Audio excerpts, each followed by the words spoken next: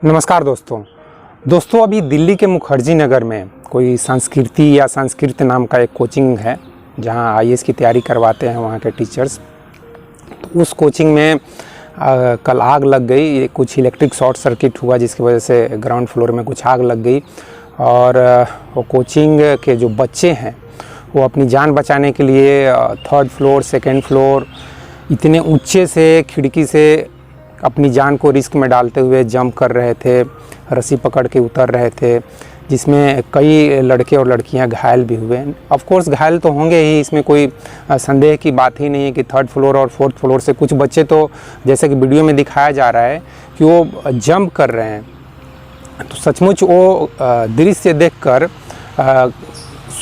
एक पेरेंट्स सोचने पे मजबूर हो जाएगा, जैसे कि मैं भी कल जाकर सोचता हूँ कि अपने बेटे को आईएएस की तैयारी करवाऊँ, तो हो सकता है वो बोले कि मैं कोई कोचिंग ज्वाइन करूँगा। तो मैं भी काफ़ी सोच में पड़ जाऊँगा कि दिल्ली के मुखर्जी नगर के किस कोचिंग में अपने बेटे को आईएएस की तैयारी करवाऊँ। एक्चुअली दोस्तों ये मुखर्जी नगर में गया हूँ, वहाँ एक्चुअली मैं इसलिए गया था कि दिव्यकीर्ति सर जो कि काफ़ी जाने पहचाने चेहरे हैं आईएएस के फील्ड में, आईएएस की तैयारी करवाने वाले प्रोफेसर्स के बीच में, टीचर्स के बीच में उनका एक अच्छा खासा नाम है। तो जब मैं अपने बेटे को आईआईटी रुड़की में छोड़ने गया था तो वहाँ से लौटते समय अपने वाइफ के साथ मैं दिल्ली के मुखर्जी नगर में गया था। दिव्यकीर्ति सर को अपनी एक पुस्तक भेंट करना एक्चुअली मैं चाहता था, उनसे पर्सनली मिलना भी चाहता था। तो अपनी पुस्तक yes we can change India और how to develop one and all, ये 2 बुक मैं उनको देना चाहता था, गिफ्ट एज ए गिफ्ट देना चाहता था। लेकिन मैं उनको फेस टू फेस मिलकर दे नहीं पाया, उनसे बात नहीं हो पाई। जैसा कि मुझे बताया गया कि वो वहाँ पर अवेलेबल नहीं है, अभी आउट ऑफ स्टेशन है। तो मेरा 2 दिन का स्टे था वहाँ दिल्ली में और फिर मैं वहाँ से रिटर्न विशाखापट्टनम आ गया। बल्कि मैं अपने बुक को, दोनों बुक को एक लेटर के साथ छोड़ के वहाँ पे आया। मैं अपने हाथ से एक लेटर लिखा कि मैं क्यों ये बुक आपको देना चाहता हूँ, मैं खुद क्या करता हूँ, इस टाइप से एक लेटर लिख के फटाफट और वहाँ रिसेप्शन में दे दिया। अब दोस्तों वो बुक दिव्यकीर्ति सर को मिला या नहीं मिला मुझे मालूम नहीं है, क्योंकि उनके तरफ से मुझे कुछ रिस्पांस मिला नहीं। एनीवे, तो वहाँ मैं कोचिंग में भी जाकर देखना चाहता था, लेकिन मुझे मना किया गया। एक्चुअली दिव्यकीर्ति सर का कोचिंग जो है दृष्टि, वहाँ पे भी मना किया गया कि आप अंदर जाके लड़कों से नहीं मिल सकते हैं, वहाँ का जो रूम है ये सब नहीं देख सकते हैं, बच्चे किस तरह से रहते हैं। बल्कि मैं देखना चाहता था कि कल जाकर अगर अपने बेटे को आईएएस की तैयारी करवाना हो तो कैसा माहौल रहेगा, ये सब भी सोच के मैं, या आईएएस की जो तैयारी करते हैं उन बच्चों से भी थोड़ा सा इंटरव्यू लेना चाहता था, उनसे बातचीत करना चाहता था। लेकिन वहाँ पे मुझे बाकायदा बोला गया कि नहीं, आप ये सब यहाँ किसी बच्चे से नहीं मिल सकते। एनीवे, मैं नहीं मिला, फिर वापस हो गया। तो दोस्तों मैं यह कहना चाहता हूँ कि अपने बच्चे को अगर आईएएस की तैयारी करवाना चाहते हैं, जैसे कि आईआईटी की तैयारी की मैं बात करता हूँ।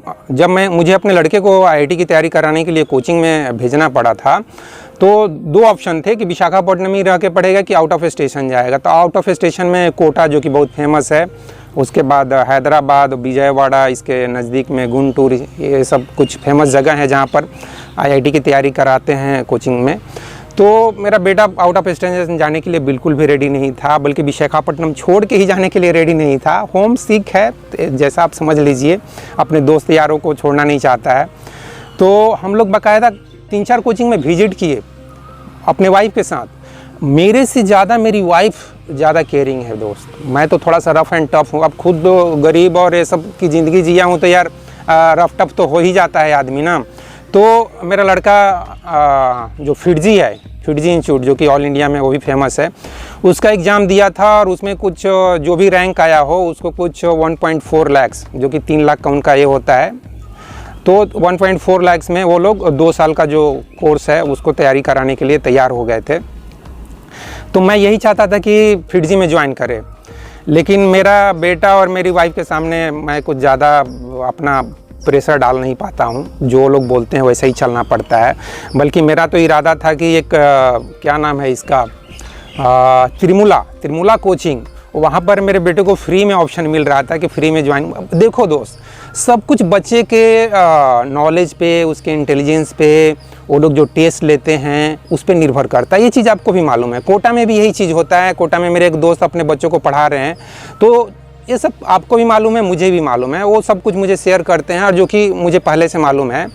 तो सब कुछ बच्चे के नॉलेज, इंटेलिजेंस, उसका लॉजिक, रीजनिंग, कितना इमेजिनेशन करता है, किस तरह से क्वेश्चन को अप्रोच करता है, किस तरह से चीज़ों को याद रखता है और कितने मार्क्स लाता है, वो मार्क्स देखते हैं बाकायदा। 100 नंबर के टेस्ट ले लेंगे और देख लेंगे कि कितना 80 नंबर लाया, 90 नंबर लाया, और जितना नंबर लाएगा उसके हिसाब से स्कॉलरशिप देते हैं, फीस में डिस्काउंट करते हैं, किसी को 100% डिस्काउंट दे देते हैं। तो मेरे लड़के को भी कुछ मान लीजिए कि 60% अराउंड डिस्काउंट मिला था फिडजी में, लेकिन मेरा वहाँ चला नहीं। और जबकि फिडजी का स्ट्रक्चर बहुत अच्छा था, विशाखापट्टनम में उसका मैं स्ट्रक्चर देखा हूँ, इंफ्रास्ट्रक्चर तो काफ़ी अच्छे थे, बेंच कुर्सी और पूरा सेंट्रलाइज्ड एसी, मुझे तो बहुत अच्छा लगा। मैं तो बल्कि अपनी वाइफ को और बेटे को बोला ये तो पूरा इंटरनेशनल लेवल का कोचिंग है भाई, यहाँ तो आपको पढ़ना चाहिए यार, बहुत अच्छा है। लेकिन मेरा बेटा तैयार नहीं हुआ।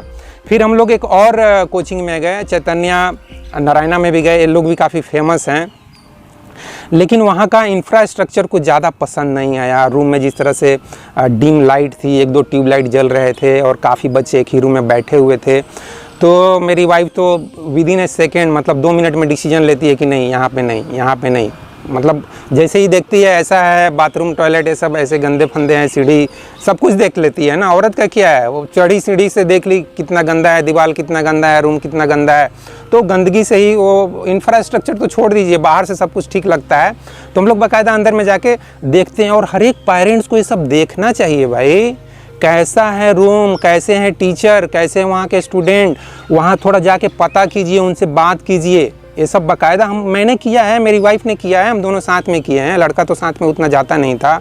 तो इस तरह से चैतन्य नारायणा को भी हमने छोड़ दिया, जबकि क्या बोले चैतन्य में ही मेरा लड़का पढ़ा है, लेकिन फिर भी वो छोड़ दिया वहाँ पे। फिर एक और कोचिंग हम लोग गए, वेंकटेश्वरिया क्लासेस, वेंकटेश्वरिया कॉलेज भी है अभी, वहाँ के जो फाउंडर है वो IITian है, उनका नाम है आलोक कुमार, दिल्ली से IITian है।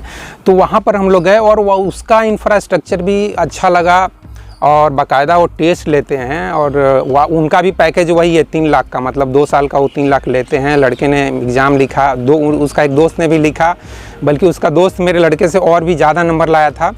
तो इनको कुछ 1.8 बताया गया, मेरा लड़के को 1,80,000 और मेरे दोस्त के लड़के को 1,60,000 ऐसा कुछ बताया गया था। तो मैं आलोक सर को बल्कि ये बोल कर कन्विंस भी किया कि देखिए सर फिडजी में मेरे लड़के को 1.4 में हो रहा है, तो थोड़ा सा फीस डिस्काउंट कीजिए। तो फिर फाइनली बात हुआ कि 1.4 और 1.8 का मिडिल में 1.6 ऐसा फाइनल हो गया। क्योंकि यार एक आम आदमी को पैसे भी देखने पड़ते हैं, हम लोग कोई करोड़पति अरबपति तो है नहीं कि ये 1 लाख 1.5 लाख 2 लाख क्या होता है यार, दे दो जहाँ मन जहाँ। हम लोग तो यार 10,000 भी कम करवाने के लिए सोचते हैं। तो मेरा कहने का मतलब ये है दोस्त, हर एक स्टूडेंट से भी कहना चाहता हूँ, पेरेंट्स से भी कहना चाहता हूँ, हर एक पेरेंट्स तो इतना कैपेबल नहीं है। क्योंकि मैं भी पटना में जब कोचिंग किया था तो मेरे पिताजी साथ में नहीं गए थे, मेरा एक दोस्त ही जान पहचान में गया था जो कि पटना का रहने वाला था। वो कोचिंग का नाम भी मुझे याद है, कुछ इंटेलिजेंट या ब्रिलियंट कुछ नाम था, वही अशोक राजपथ में गली में कोई एक। तो इंफ्रास्ट्रक्चर उसका भी कुछ खास नहीं था, पढ़ाई भी कुछ खास नहीं था यार, ऐसे ही है, सब कुछ चलता है। और इसीलिए तो मैं कहना चाहता हूँ कि कोचिंग पे इतना ज़्यादा डिपेंड भी मत रहो दोस्त। तुम्हारे अंदर अगर उस लेवल का इंटेलिजेंस है, क्वेश्चन को खुद सॉल्व करके देखो। 10th के बाद 11th 12th में जाने के बाद किस डेप्थ तक, किस हार्ड क्वेश्चन तक, कितने हार्ड से हार्ड क्वेश्चन सॉल्व कर सकते हो, पिछले 4-5 सालों के क्वेश्चन को देखो, कितना सॉल्व कर पा रहे हो। उस हिसाब से आप आइडिया लगा लो कि तुम्हारा कितना पानी है, कितना कर पाओगे। क्योंकि मैंने भी तो इसी तरह से एग्ज़ाम दिए और अनुमान लग गया कि मैं कितना कर पाऊंगा, और मैंने फिर तो डिसीजन भी ले लिया कि नहीं मैं नहीं कर पाऊंगा, और घर से पैसे भी मिलने बंद हो गए। घर तो मतलब गरीब आदमी जानते हो कैसे होते हैं, गरीब आदमी ऐसे होते हैं कि वो किसी तरह से पढ़ाते हैं ना, तो लगता है कि अपने बच्चे के ऊपर मेहरबानी कर रहे हैं। अपने बच्चे को अगर स्कूल कॉलेज भेज रहे हैं तो गरीब माँ बाप को लगता है जैसे कि, बोलना तो नहीं चाहिए लेकिन बहुत सारे पेरेंट्स ऐसे ही है। मेरी माँ तो ऐसी नहीं है, बहुत प्यार करती है मुझे, लेकिन बहुत सारे पेरेंट्स ऐसे ही है, पैसे देने में तो उनकी जैसे नानी मर जाती है। तो ऐसा सोचते हैं कि बस 10th पढ़ो, 11th पढ़ो, 12th पढ़ो और फिर BA पढ़ो, चाहे BSc पढ़ो और फिर सीधे IAS का एग्ज़ाम दो, चाहे 12th के बाद IIT का एग्ज़ाम तो IIT में भी एकदम स्कॉलरशिप लेके आओ और उधर फिर IAS का एग्ज़ाम दो और वहाँ भी टॉप 100 में चले जाओ और IAS बन जाओ और सीधे उधर से लाल गाड़ी में बैठ के, लाल बत्ती वाला गाड़ी में बैठ के गाँव आ जाओ।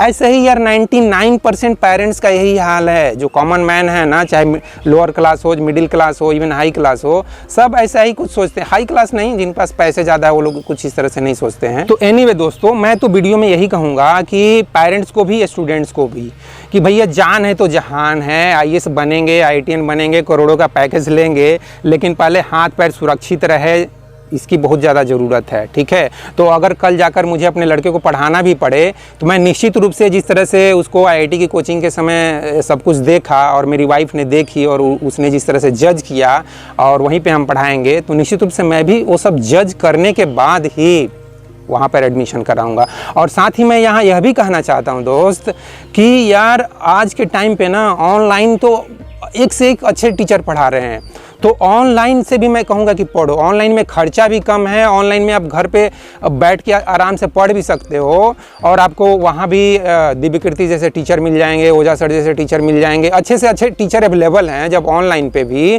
तो घर पे भी। क्योंकि आज से 20 साल पहले ऐसा नहीं था और ना ही मेरा बेटा अब जब IIT की तैयारी शुरू किया था आज से 5 साल पहले, तो उस समय इतना यूट्यूब का ज़माना नहीं था और ऑनलाइन का ज़माना नहीं था। लेकिन आज के ज़माने में ऑनलाइन भी काफ़ी चल रहा है, ऑनलाइन क्लासेस बहुत चल रहे हैं, तो ऑनलाइन से पढ़ने की सोचो।